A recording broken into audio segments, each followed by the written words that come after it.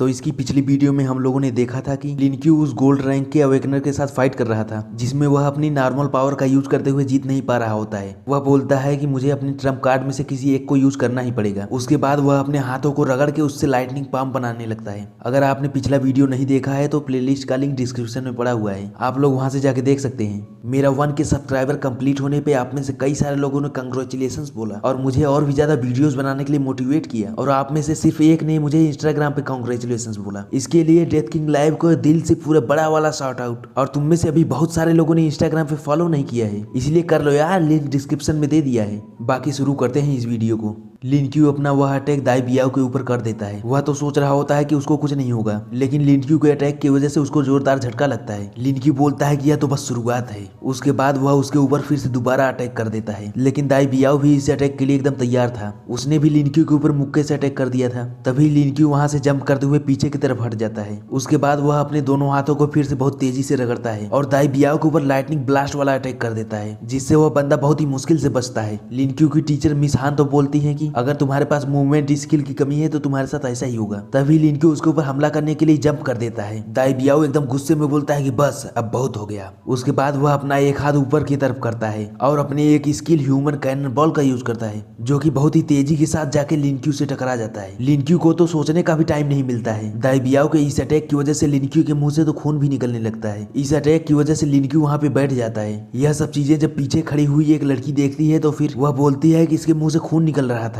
यह लड़की gold 7 rank की हीलर थी। वह लिनक्यू के पास आते हुए बोलती है कि लाओ मैं तुम्हें हील कर देती हूँ। तभी वहाँ पीछे खड़ी हुई मिस हान बोलती हैं कि इसकी चिंता मत करो, यह ठीक है, तुम इन दोनों के मैच के बीच में मत जाओ। लिनक्यू बोलता है कि मैंने इसको अंडर एस्टिमेट किया, मुझे लगता था कि मैं इसको ऐसे ही हरा दूंगा। वह इन सब चीजों के बारे में सोच ही रहा था कि तभी अचानक से दाई बियाओ ने फिर से उसके ऊपर वही अटैक कर दिया था, लेकिन लिनक्यू उस अटैक के लगने से पहले ही वहां से जंप कर देता है। वह अपने आप को उस अटैक से बचाते हुए बोलता है कि अब तो धीरे धीरे मुश्किलें ज्यादा बढ़ रही हैं। वह ऊपर आसमान में देखता है कि छोटे चांद वाली रात का टाइम चल रहा था, जिसके बाद तो वह अपने डायमेंशनल मून रैबिट वाले पावर्स को एक्टिवेट करता है। वह बोलता है मून लायन फॉर्म। उसके बाद तो उसके शरीर के चारों तरफ की एनर्जी काफी ज्यादा बढ़ जाती है, जिससे वह काफी ज्यादा पावरफुल दिखाई देने लगा था। मिस हान बोलती है कि यह तो काफी ज्यादा कूल है। वहीं में बगल में खड़ी हुई वह हीलर बोलती है कि इस प्यारे से बनी को हर्ट मत करना। इस मून लायन वाले फार्म को एक्टिवेट करने के बाद उसकी पावर तो 120% बढ़ गई थी। लिनक्यू बोलता है कि इतना पावर काफी है तुम्हें हराने के लिए। उसके बाद वह अटैक करने के लिए तैयार होते हुए बोलता है लेट्स डू दिस, और फिर वह दाई बियाओ के ऊपर अपने मुक्कों से हमला कर देता है। लिनक्यू के वह मुक्के तो काफी ज्यादा फास्ट और पावरफुल थे, जिनके लगने के बाद दाई बियाओ तो बहुत ही ज्यादा दूरी तक उड़ते हुए चले जाता है और वह पीछे जाके एक दीवार से टकराता है। लिनक्यू के इस अटैक की वजह से उसके मुंह से तो खून भी निकलने लगा था और इसी के साथ तो उसका ट्रांसफॉर्मेशन भी खत्म हो जाता है। वह बैठ के यही सोच रहा होता है कि मैं हार गया, मैं एक ऐसे लड़के से हार गया जो सिर्फ सिल्वर 4 स्टार पे है। लिनक्यू उसके पास आता है और अपना हाथ आगे बढ़ाते हुए बोलता है क्या तुम ठीक हो। वह बंदा तो लिनक्यू की ऐसी पावर्स को देख के काफी ज्यादा खुश हो जाता है। उसके बाद वह लिनक्यू का हाथ पकड़ के वहां से ऊपर की तरफ उठता है।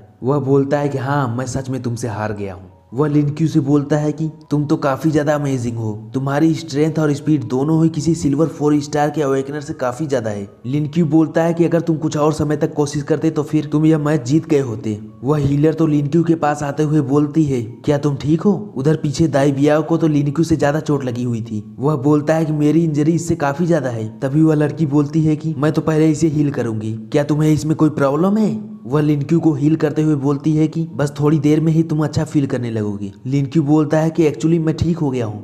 उसके बाद मिस हान जूनिंग सबसे बोलती है मुझे विश्वास है कि आप सबको लिनक्यू की ताकत का अंदाजा लग गया होगा, तो लिनक्यू का टीम में आने से किसी का कोई ऑब्जेक्शन है। जिस पर वे सभी लोग बोलते हैं कि अगर वह सिल्वर रैंक पे रहते हुए गोल्ड रैंक वाले को हरा दे रहा है तो फिर वह तो टीम में आने के काबिल है। दाई बियाओ बोलता है वेलकम लिनक्यू। लिनक्यू सोचता है कि मैं एक गोल्ड रैंक के अवेकनर को इतने कम चांदनी रात में बहुत मुश्किल से हरा पाया हूँ। अगर मेरी फाइट फुल मून वाले टाइम पे होगी तब जाके मैं किसी प्लेटिनम वाले बंदे के सामने टिक पाऊंगा। उसके बाद मिस हान जूनिंग उसको 3 माना पर्ल देते हुए बोलती है कि ये लो तुम्हारा मैच जीतने का रिवार्ड है। वह बोलती है कि अगर तुम और भी ज्यादा स्ट्रॉन्गर ग्रो होना चाहते हो तो फिर मेरे पास चले आना, मैं तुम्हें कुछ स्पेशल ट्रेनिंग भी दे दूंगी। लिनक्यू तो इसको कुछ और ही समझ के बोलता है कि नहीं नहीं, मुझे इस तरह की कोई ट्रेनिंग नहीं चाहिए। उसके बाद हमें अगले दिन का सीन दिखाया जाता है। लिनक्यू बैठ के उन सभी माना पर्ल को एब्जॉर्ब कर रहा होता है, लेकिन सिल्वर रैंक के माना पर्ल से उसको कुछ ज्यादा फर्क नहीं पड़ रहा होता है, इसीलिए वह उन सभी सिल्वर रैंक के माना पर्ल को अंडे को खिला देता है। तभी अचानक से उसका फोन बजता है। फोन पे दूसरी तरफ झैंगसेन बोलता है कि तुम अपने गोल्ड रैंक वाले माना पर्ल लेने के लिए कब जा रहे हो। तभी लिनक्यू चौंकते हुए पूछता है कि क्या तुम नहीं आ रहे हो क्या, जिस पर वह बोलता है कि मैं तो थोड़ा सा बिजी हूँ। हम लोग देखते हैं कि उसको उसकी गर्लफ्रेंड बैठ के खाना खिला रही होती है। वह बोलती है सैन मुंह खोलो आ। झैंगसेन बोलता है कि इतने दिनों के बाद तो मुझे एक छुट्टी का दिन मिला है, इसीलिए मैं चेंगमिन के साथ कुछ टाइम बिता रहा हूँ। और इधर बेचारा लिनक्यू तो रोते हुए सोचता है कि मैं जेनजेन के साथ में यह सब चीजें कब कर पाऊंगा, कब वह मुझे अपने हाथों से खाना खिलाएगी। उसके बाद वह अपने बेड से नीचे की तरफ उतरता है। वह वहां से जाते हुए बोलता है कि मुझे पहले अपने फ्यूचर के ऊपर फोकस करना चाहिए, इसके लिए मैं जाके पहले माना पर्ल ले आता हूँ। जब वह वहां से जा रहा होता है तो हम पीछे किसी बंदे को देखते हैं। वह फोन पे बोलता है कि अंकल वांग हमें टारगेट मिल गया है, क्या हम अपना काम करना शुरू कर दें। इस पर उसको फोन से जवाब मिलता है कि उस कॉलेज के पास में ऐसा कुछ भी मत करना, क्योंकि वहाँ पे तो बहुत सारे एक्सपर्ट्स पड़े हुए हैं। इधर हम लोग लिनक्यू को जाते हुए देखते हैं, जो कि माना पर्ल लेने के लिए झैंगसेन के भाई से मिलने गया होता है। उसका भाई भी माना पर्ल से भरे हुए एक बड़ा सा बॉक्स लेके आता है। वह बताता है कि इसमें 100 से ऊपर गोल्ड रैंक के माना पर्ल हैं और इसमें से 3 तो प्लेटिनम रैंक के हैं, लेकिन मुझे लाइटनिंग या फिर स्पेस टाइप का कोई माना पर्ल नहीं मिला। लिनक्यू उन सभी माना पर्ल को लेते हुए बोलता है कि इतने सारे माना पर्ल को एक हफ्ते में इकट्ठा करना बहुत मुश्किल हुआ होगा, इसके लिए थैंक यू।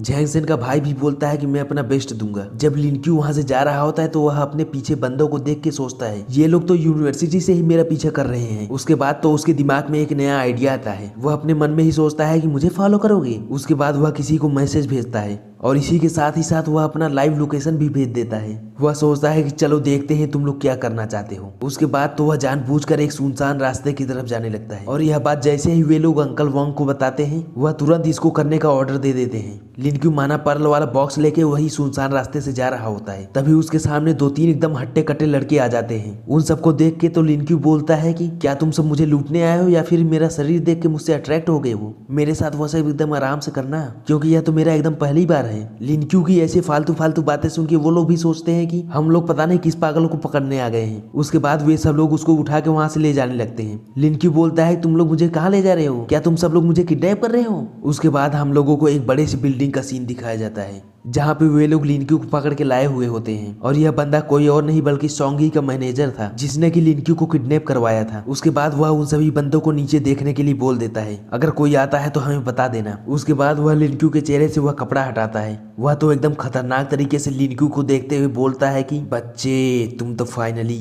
लिनक्यू उन सबको देख के बोलता है कि अंकल वांग, यंग मास्टर सॉन्ग, तुम इस समय क्या चाहते हो। सॉन्ग का वह मैनेजर तो लिनक्यू से बोलता है कि यहाँ से भागने के बारे में तो सोचना भी मत। लिनक्यू सोचता है कि अगर मैं भागना चाहता तो ये लोग मुझे पकड़ ही नहीं पाते, मैं तो जानबूझ के तुमसे पकड़ा गया हूँ जिससे मैं यह जान सकूं कि तुम लोग चाहते क्या हो। तभी पीछे की तरफ बैठा मिस्टर सॉन्ग बोलता है कि इसके जैसा कोई स्किल बंदा भागेगा क्यों। लिनक्यू, क्या तुम हमारे साथ काम करने के लिए इंटरेस्टेड हो। लिनक्यू बोलता है कि तुम मुझे आपस में कोऑपरेशन के लिए डिस्कस करना चाहते थे और मुझे लगा कि तुम मेरा किडनैप कर रहे हो। उसके बाद लिनक्यू उसके बगल में कुर्सी लेके बैठ जाता है। मिस्टर सॉन्ग बोलता है कि तुम जेम स्टोन चूज करने में एक्सपर्ट हो, क्यों ना हम लोग आपस में समझौता करके 50-50 कर ले। लिनक्यू बोलता है कि मैं ऐसा क्यों करूं, मैं तो यह खुद कर सकता हूं और सारा का सारा अपने लिए रख सकता हूं। लिनक्यू की यह बात सुनते ही वह एकदम गुस्से में बोलता है कि तुम यह नहीं देख रहे हो कि तुम किस सिचुएशन में हो, मैं तो तुमको सिर्फ एक चांस दे रहा था। तभी उसका मैनेजर अपनी पावर्स को एक्टिवेट करता है और उसके पावर्स को देख के लिनक्यू सोचता है कि मैंने यह उम्मीद नहीं की थी कि अंकल वांग प्लेटिनम रैंक के एक्सपर्ट होंगे। तभी मिस्टर सॉन्ग बोलता है कि लिनक्यू, तुमने उस दिन जो मुझसे 500 मिलियन लिए थे उसकी वजह से आज तुम इस प्रॉब्लम में पड़ गए हो और आज तुम मुझे उसका हर एक टुकड़ा लौटाओगे वापस। उसके बाद तो लिनक्यू बोलता है कि मेरे पास कोई पैसे नहीं है, अगर तुम्हारे अंदर हिम्मत है तो झैंगसेन से ले लो। हमें पता चलता है कि लिनक्यू ने वह मैसेज झैंगसेन को ही किया था और वह इस उम्मीद में था कि झैंगसेन उसे बचाने के लिए आएगा। तभी वहाँ पे एक धमाका होता है और उनका एक बंदा वहाँ पे उड़ते हुए आके गिरता है। उसके बाद तो हम लोग वहाँ से क्वीन जेनजेन को आते हुए देखते हैं, जो कि एकदम स्टाइलिश तरीके से सुपर हीरो वाली लैंडिंग करती है। इसको वहां देखने के बाद बाकी सारे लोग काफी ज्यादा शॉक हो जाते हैं। तभी क्वीन जेनजेन वहां पे लिनक्यू को देखती है। लिनक्यू सोच रहा होता है कि झैंगसेन क्वीन जेनजेन को यहाँ पे क्यों ले आया, यहाँ पे तो काफी ज्यादा खतरा है। वह यह सब सोच ही रहा होता है कि तभी क्वीन जेनजेन आके उसको पकड़ते हुए बोलती है, झैंगसेन ने मुझे बताया कि तुम किसी खतरे में हो। लिनक्यू बोलता है कि मैं बिल्कुल ठीक हूँ। जेनजेन बोलती है कि यह तो बिल्कुल अच्छी बात है, मुझे तो लगा था कि तुम्हारी जान को काफी ज्यादा खतरा है। इधर लिनक्यू सोचता है कि क्या वह मेरी बारे में चिंता कर रही थी। उसके बाद लिनक्यू क्वीन जेनजेन से बोलता है कि मैं आगे से वैसा कुछ भी नहीं करूंगा जिससे तुम्हें मेरे बारे में चिंता हो। क्वीन जेनजेन तो बोलती है कि मैं तुम्हारे बारे में कोई चिंता नहीं कर रही थी, लेकिन उसका चेहरा तो शर्म से एकदम लाल हो गया था। तभी मिस्टर सॉन्ग एकदम गुस्से में बोलता है कि अंकल वांग, इस लड़के को छोड़ना मत। उसके बाद उसका मैनेजर वांग भी बोलता है कि ठीक है। उसके बाद वह अपनी पावर्स को एक्टिवेट कर रहा होता है, लेकिन वह ऐसा कर नहीं पा रहा होता है। मिस्टर सॉन्ग तो एकदम गुस्से में पूछता है कि तुमने क्या किया। लिनक्यू बोलता है कि मैंने तो अभी तक कुछ नहीं किया है। तभी हम लोग झैंग सेन के साथ में पीछे उस कॉलेज के प्रिंसिपल को देखते हैं। ट्रू वॉलियंस मास्टर ओलियोंग जी को देख के तो उस मैनेजर की हवा टाइट हो जाती है। और इसी के साथ यह वीडियो यहीं पे खत्म हो जाता है। आगे आने वाली वीडियो में हम लोग देखेंगे कि कैसे शिकारी खुद शिकार बन जाता है, और इसके साथ ही साथ आप सबको बहुत सारी इंटरेस्टिंग चीजें जानने को मिलेंगी। इसीलिए अगर आने वाली वीडियो के लिए एक्साइटेड हो तो फिर अभी चैनल को सब्सक्राइब करके बेल नोटिफिकेशन को ऑल पे सेट कर देना। हम आप सबसे कल मिलेंगे इस सीरीज के अगले वीडियो के साथ। तब तक के लिए बाय बाय।